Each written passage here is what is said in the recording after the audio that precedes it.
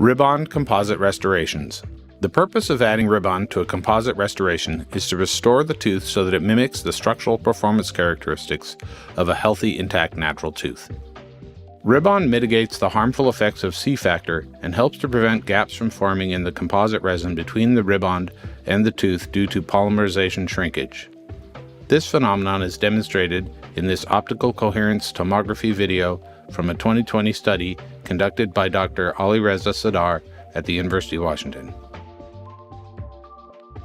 Preventing gap formations at this critical interface can prevent sensitivity, leakage, and recurrent caries. Ribond restorations strengthen structurally compromised teeth and bridge cracks. This video provides an overview of the techniques. Greater detail is provided in the Ribond instruction manual. Making a Class 1 Ribond composite restoration. Smooth the internal contours. If the preparation has pronounced internal angles, consider smoothing the internal contours to create flowing and rounded internal line angles. Measure the amount of Ribond needed. Use a perio probe or other instrument to estimate the amount of Ribond that will be needed. Ideally, only one piece of Ribond will be needed to cover as much of the pulpal floor as possible and wrap onto the internal cavity walls. In some teeth, a second or third piece of Ribond might be needed to circumferentially wrap around the cavity walls. Cut the Ribond. Cut open the plastic packaging and use metal pliers to remove the Ribond. Ribond is made from the same ultra-high molecular weight polyethylene fibers used to make bulletproof vests, and normal scissors will not cut it. Special scissors are included in the Ribond starter kits. When cutting small pieces of Ribond, the small Ribond pieces might spring away. To prevent this possible problem, hold the free end of the Ribond with metal pliers while cutting the Ribond. Place the unused Ribond back in the packaging. Fold over the end of the packaging and secure it with a paper clip. This will help maintain Ribond's indefinite shelf life. Wet the Ribond with resin. Wet the Ribond with a 4th generation unfilled enamel adhesive bonding resin.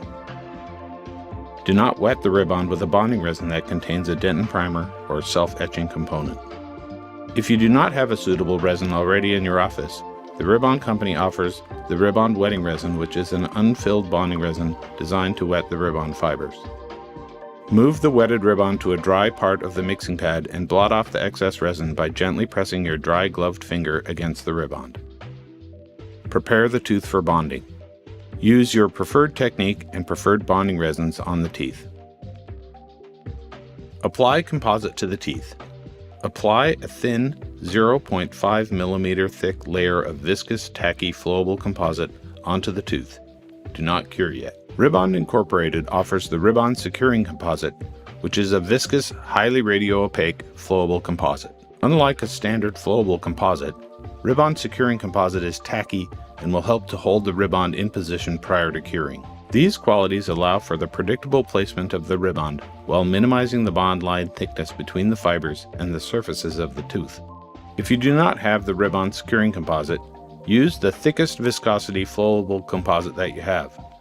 Please note that standard flowable composites lack the tackiness to predictably hold the Ribond in position prior to curing. This can lead to voids, defects, and thick bond lines, especially at axiopulpal line angles. Place the wetted Ribond. Use instruments to closely adapt the Ribond against the tooth surfaces and press the Ribond all the way through the composite so that there is only a micro-thin layer of composite resin between the Ribond and the tooth surfaces. Take extra care to make sure there are no composite voids between the Ribond and the tooth and that the Ribond is closely bonded to the surfaces of the tooth. If additional pieces of Ribond are needed for the cavity walls, place a thin layer of the viscous, tacky, flowable composite on the walls of the cavity preparation and place the wetted Ribond within the uncured composite. Press the Ribond closely against the surfaces of the tooth. Make sure that the Ribond is 1 mm to 1.5 mm below the occlusal margin. Cure. Thoroughly cure after all the Ribond pieces are placed. Incrementally fill with composite. Build up the restoration by incrementally layering and curing composite into the preparation. Finish the restoration. Place occlusal composite, contour, and finish the restoration. Class 2 composite restorations. There are 2 techniques for making a Ribond Class 2 composite restoration. One technique First, restores the proximal wall with composite, which will turn the Class 2 into a Class 1.